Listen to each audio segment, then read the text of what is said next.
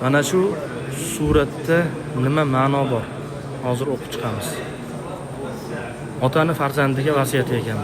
Validil habib, sevgili farzandim, in qata amali bi mauti, agar amallarim o'limim bilan to'xtaydigan bo'lsa, va anta amli, umidim sensan, haqqimga duo qilgin, men uchun istig'for aytgin, nomimdan sadaqa qilgin, mendan yaxshiliklaringni uzib qo'ymagin, duolaring bilan, sadaqalaring bilan gunohlarim kechiriladi, ajrlarim ko'payadi va darajalarim yuqorilaydi deb ota farzandiga nasihat, vasiyat qoldirgan ekan.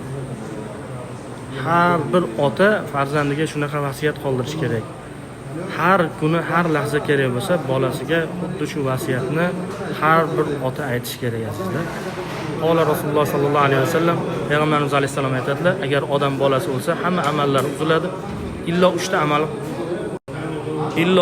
3 ta amali sababidan uni orqasidan savob bor qiladilar. Mana hadis keltirilgan, sadaqatun jariyatun aw ilmun muntafa'u bihi aw waladun solihun yad'u lahu.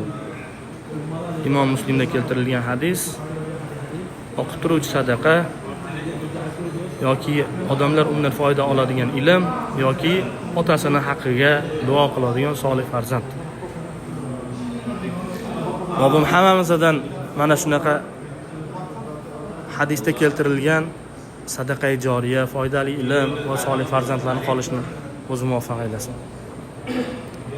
Kuch zalida shunaqa hikmatli so'zlarni yozib qoldirilgan, bekor o'tirmasdan shunaqa so'zlarni o'qib, inson o'zi uchun, dunyo oxirat uchun manfaat olsa bo'ladi.